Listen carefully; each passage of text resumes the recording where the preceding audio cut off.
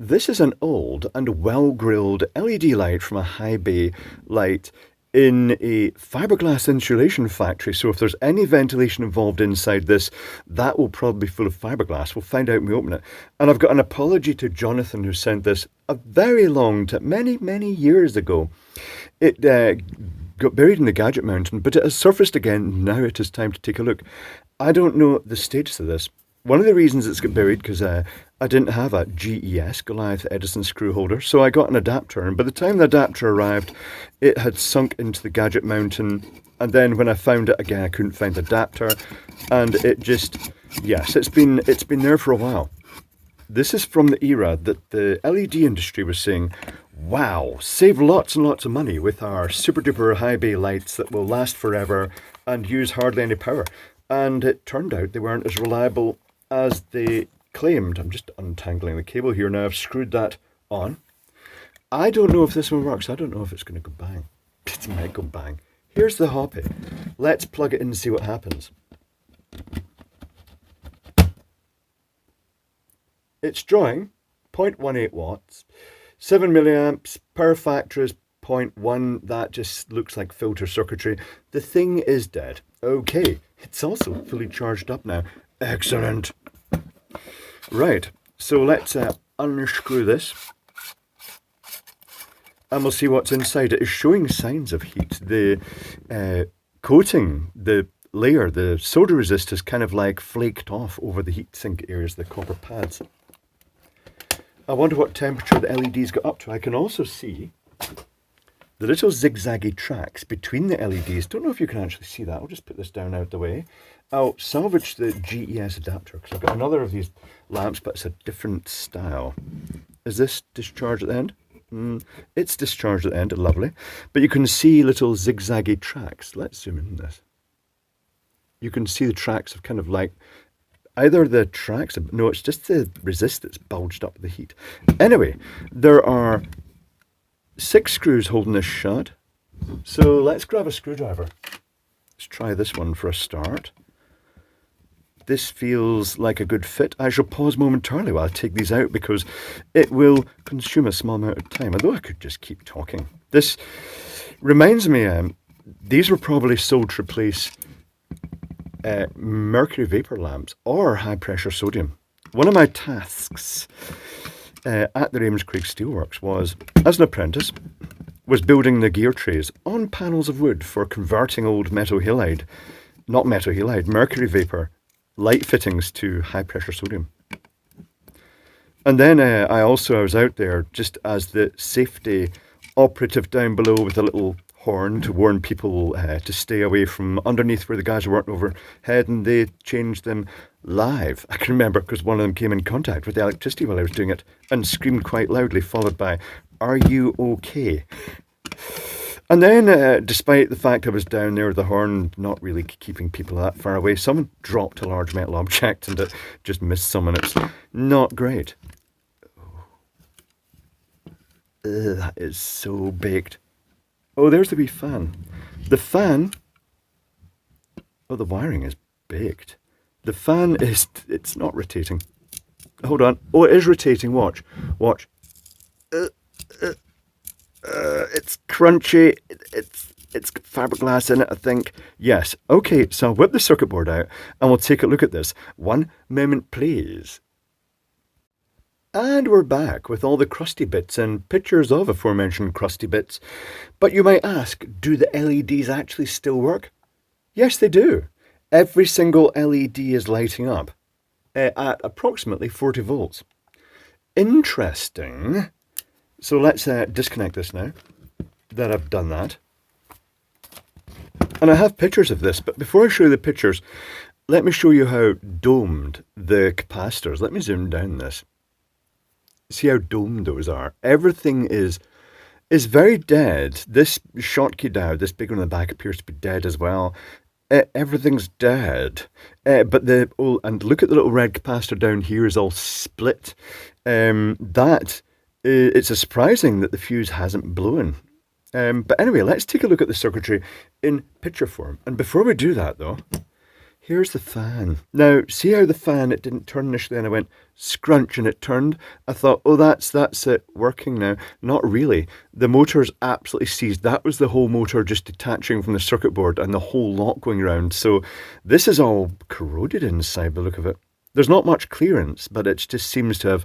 In fact, can I get a pair of long nose pliers in there and try and force some movement? Since it's wrecked now anyway.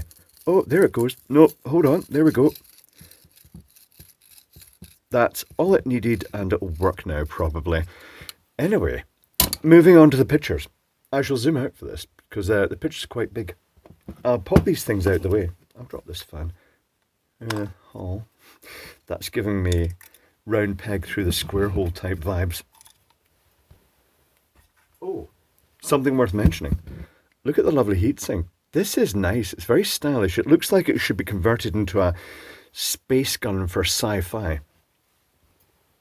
I may try and salvage the heatsink for no good reason at all and add it to my big pile of salvaged useless heatsinks. So let me sweep the fiberglass off the table and the bugs. There was a mixture of fiberglass and bugs. The circuit board is absolutely cremated. But let's take a look at the top side first, and I'll zoom down it. But not too much. Oh, that was too much, actually. Not much scope for zooming here. Here's the incoming supply. There is a fuse, which was intact, a metal oxide varistor, a class X2 filter capacitor, a COM mode suppression choke, another class X2 suppression capacitor, a bridge rectifier, but not an electrolytic capacitor because they've done something quite devious and clever. This is supposed to just be a basic inductor transformer thing because they've used a power factor correction chip to actually make it a power factor corrected power supply. Quite clever. So this capacitor just basically provides main side filtering. And then we've got a big heatsink for the MOSFET, if it is a MOSFET. What's the datasheet say? The datasheet shows a MOSFET. Okay, rightio. I'll show you the datasheet afterwards. Now, notable here, this is a transformer instead of the inductor. There is a opto-isolator here. There's a little extra power supply. These are the main capacitors for the output.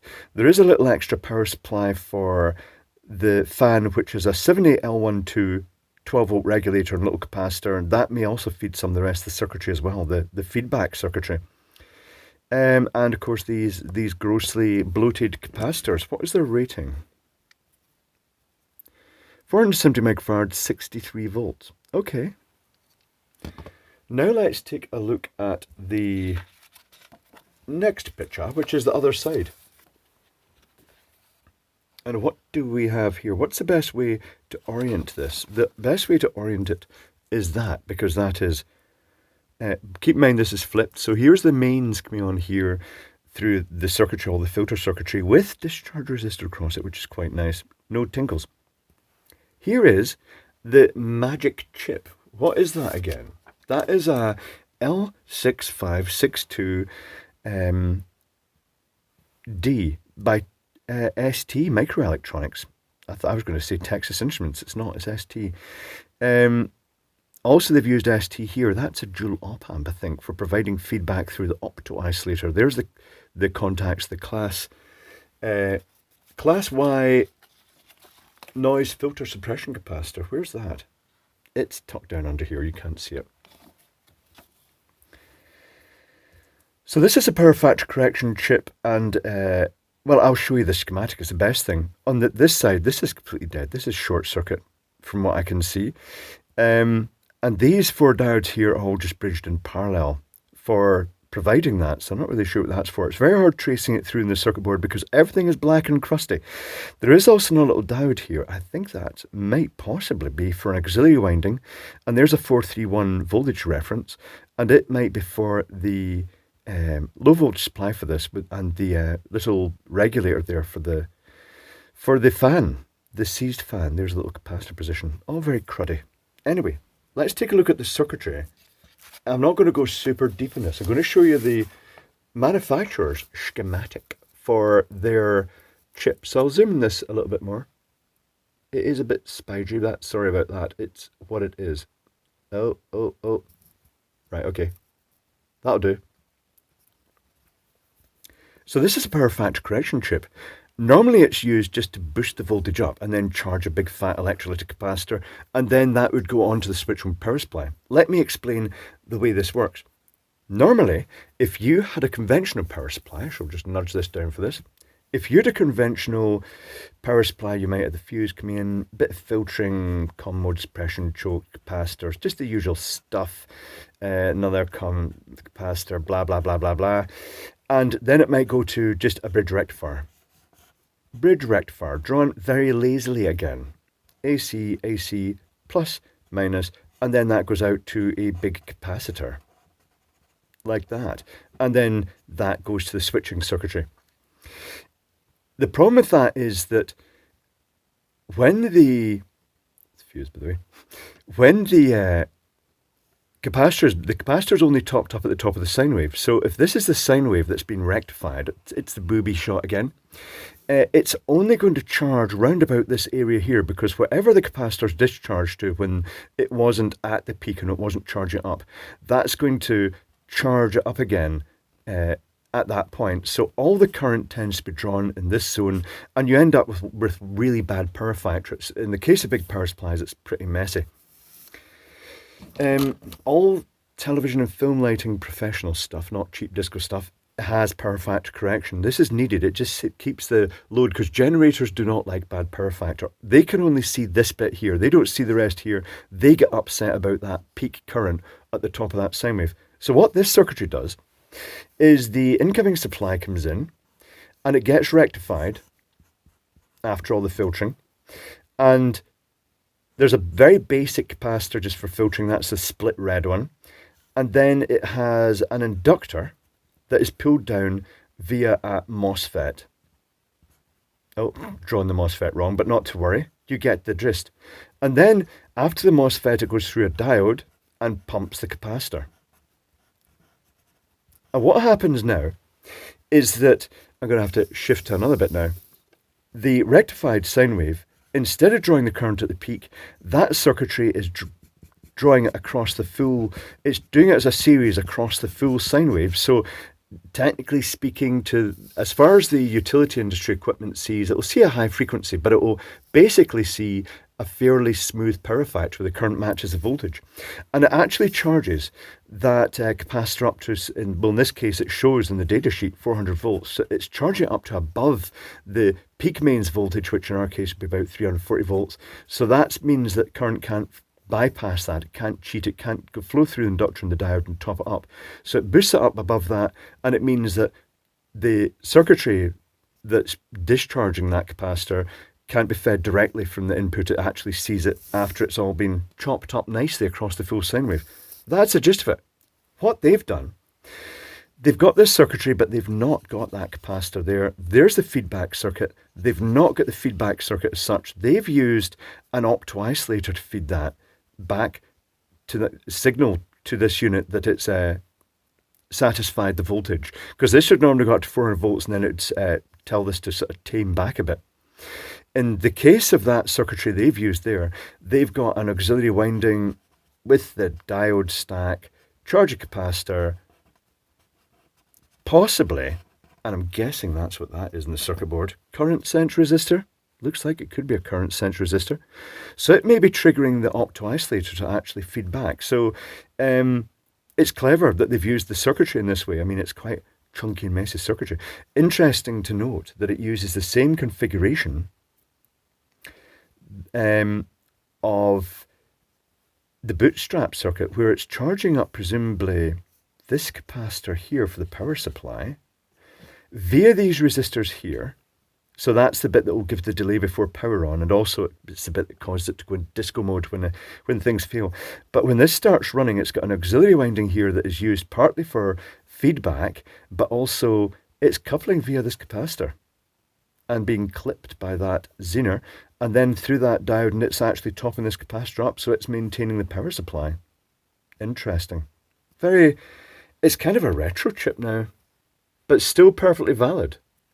But this approach that they've used here, they've cheated, they've used this circuitry in a different way. It's actually used by many modern manufacturers. Well, I've looked at little power supplies for LED lights that have used that, and they've basically done exactly what's happening here, but with much simpler circuitry. They've condensed a lot more into this chip to make it require much less components, but it is doing that. It's drawing it across the full sine wave, but just providing an isolated, regulated supply via a transformer. But that is it. The crusty, all bluttered, dead lamp. It must have looked great when they designed this on the bench in their lab, but they couldn't really have seen what actually happens in real life. The factory high bay light fittings, they get hot, there's steam, there's dirt, it's just messy in factories. I was going to say I wouldn't really like working in a fiberglass factory, but having said that, I worked in steelworks and everything's covered in dust, so I probably was breathing in quite a lot of dust there as well. But there it is. It's a lot of circuitry. It's quite well designed. It's just a shame that the factory environment just got the better of it. But very interesting to explore it and see what was inside. Very interesting indeed. So thanks to Jonathan for sending that. There is another light that's probably had the same fate. I'll look at that in a separate video in the future. But in the meantime, that was this. Completely dead, but the LED's still working. It's just succumbed to factory conditions.